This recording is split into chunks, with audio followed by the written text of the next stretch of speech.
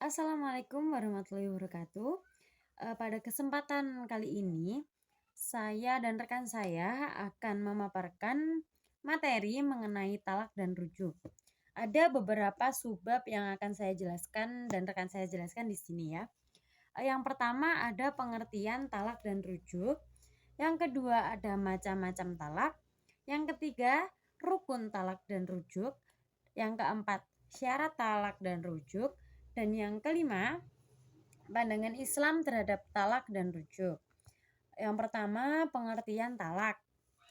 Talak diambil dari kata itlak, artinya melepaskan atau meninggalkan. Melansir dari buku Hukum Perceraian oleh Muhammad Syaifuddin, talak secara bahasa berarti lepas atau bebas. Dalam artian istilah, talak yakni melepaskan hubungan pernikahan dengan menggunakan lafaz talak atau sejenisnya. Talak menurut istilah adalah menghilangkan ikatan pernikahan atau mengurangi pelepasan ikatan dengan menggunakan kata-kata tertentu. Merujuk pada Kamus Besar Bahasa Indonesia, talak adalah perceraian antara suami dan istri lepasnya ikatan perkawinan. Talak menurut Syara ialah melepaskan tali perkawinan dan mengakhiri tali pernikahan suami istri. Talak secara etimologi artinya melepaskan atau al-hilu dan menghilangkan ikatan atau raf'ul haidi. Secara terminologi, talak berarti menghilangkan ikatan pernikahan baik pada masa sekarang ataupun yang akan datang dengan menggunakan ucapan khusus ataupun yang dapat menggantikannya. Yang selanjutnya ada macam-macam talak. Yang pertama ada talak raj'i. Talak ini dimaksudkan di mana suami masih mempunyai hak untuk rujuk kembali kepada istrinya. Setelah itu dijatuhkan lafal-lafal tertentu dan istri benar-benar sudah digauli. Jelasnya, talak raj'i adalah talak yang dijatuhkan suami kepada istrinya sebagai talak satu atau talak dua. Dan yang kedua ada talak bain. Apabila istri berstatus talak bain, maka suami tidak boleh rujuk lagi kepadanya. Suami boleh melaksanakan akad nikah baru kepada bekas istrinya itu dan membayar mahar baru dengan menggunakan rukun dan syarat yang baru pula. Di sini ada talak bain itu dibedakan menjadi dua lagi ya. Yang pertama itu talak bain sugro, yaitu talak yang terjadi kurang dari 3 kali. Keduanya tidak ada hak rujuk dengan masa iddah. Akan tetapi boleh dan bisa menikah kembali dengan akad nikah yang baru. Talak bain sugro begitu diucapkan dapat memutuskan hubungan suami istri. Sedangkan jika talak bain kubro yaitu talak yang terjadi sampai 3 kali penuh dan tidak ada rujuk dalam masa iddah maupun dalam nikah baru. Kecuali kalau bekas istrinya telah nikah lagi dengan orang lain dan telah berkumpul sebagai suami istri secara nyata dan sah. Yang selanjutnya ada rukun talak dan rujuk. Yang pertama kata-kata talak. Ulama sepakat bahwa suatu talak dapat terjadi apabila disertai dengan niat dan menggunakan kata-kata yang tegas. Kata-kata talak itu ada dua, yaitu secara tegas dan tidak tegas. Yang secara tegas itu dapat dijelaskan berarti lafal yang digunakan terus terang menyatakan perceraian.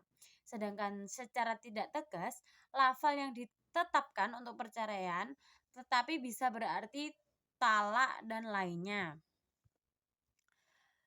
Yang kedua, suami yang menjatuhkan talak. Seorang suami yang boleh menjatuhkan talak adalah yang pertama berakal sehat, yang kedua dewasa dan merdeka, yang ketiga tidak dipaksa, yang keempat tidak senang mabuk, yang kelima tidak main-main atau bergurau, yang keenam tidak pelupa, yang ketujuh tidak dalam keadaan bingung, dan yang terakhir masih ada hak untuk mentalak.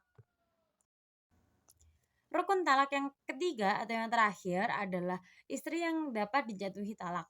Mengenai istri-istri yang dapat dijatuhi talak, fuqaha atau ahli fikih sepakat bahwa mereka itu harus, yang pertama, perempuan yang dinikahi dengan sah, yang kedua, perempuan yang masih dalam ikatan nikah yang sah atau ismah, dan yang ketiga, belum habis masa iddahnya pada talak raj'i, dan yang terakhir, tidak sedang haid atau suci yang dicampuri. Selanjutnya adalah syarat talak dan rujuk. Pembahasan yang pertama adalah syarat sah jatuhnya talak. Talak yang dijatuhkan oleh suami dianggap sah apabila memenuhi syarat-syarat sebagai berikut. Yang pertama, orang yang menjatuhkan talak itu sudah mukallaf balik dan berakal sehat. Yang kedua, talak itu hendaknya dilakukan atas kemauan dan bukan paksaan. Pembahasan selanjutnya adalah syarat rujuk. Seseorang yang melakukan rujuk itu pastinya harus memenuhi syarat-syarat dan rukun dalam rujuk itu sendiri. Syarat dalam rujuk yang telah disepakati para ulama itu adalah ucapan rujuk mantan suami dan mantan istri. Syarat-syarat untuk laki-laki yang merujuk adalah suami bagi perempuan yang dirujuk yang dia menikahi istrinya itu dengan nikah yang sah, dan laki-laki yang merujuk itu mestilah seseorang yang mampu melaksanakan pernikahan dengan sendirinya, yaitu telah dewasa dan sehat akalnya dan bertindak dengan kesadarannya sendiri. Jadi seseorang yang masih belum dewasa atau dalam keadaan gila itu tidak sah hukumnya untuk melakukan rujuk.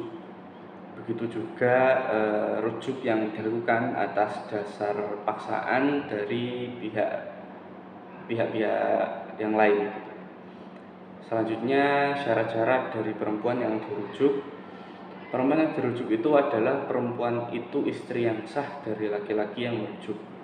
Istri itu telah diceraikan dalam bentuk talak raj'i, tidak sah merujuk istri yang masih terikat dalam tali perkawinan atau telah ditalak, namun dalam bentuk talak bain. Istri itu masih berada dalam iddah talak raj'i. Baik, selanjutnya adalah pandangan Islam terhadap talak dan rujuk. Pandangan Islam terhadap talak ada contohnya ada di surat An-Nisa, surat keempat ayat ke-20, yang artinya, jika kamu ingin berganti istri dengan istri yang lain, sedangkan kamu telah memberikan kepada salah seorang di antara mereka harta yang banyak sebagai mahar, janganlah kamu mengambilnya kembali sedikit pun. Apakah kamu akan mengambilnya kembali dengan cara dusta dan dosa yang nyata? Ayat ini mengingatkan agar suami-suami yang bercerai dengan istri mereka setelah memberikan mas kawin kepada istrinya itu harus membayarnya dengan baik. Tidak diperkenankan, tidak diperbolehkan untuk seorang suami itu mengambil kembali sebagian dari mas kawin yang mereka berikan secara zalim atau dengan melanggar batas-batas Allah.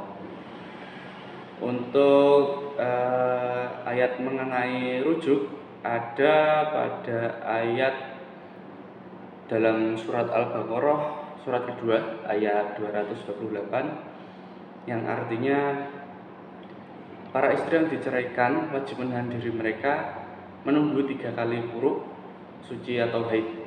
Tidak boleh bagi mereka menyembunyikan apa yang diciptakan Allah dalam rahim mereka. Jika mereka beriman kepada Allah dan hari akhir, suami-suami mereka lebih berhak untuk kembali kepada mereka dalam masa itu. Jika mereka menghendaki perbaikan, maka para perempuan mempunyai hak seimbang dengan kewajibannya menurut cara yang patut, akan tetapi para suami mempunyai kelebihan atas mereka. Allah Maha Perkasa lagi Maha Bijaksana. Dalam surat Al-Baqarah ayat 228 ini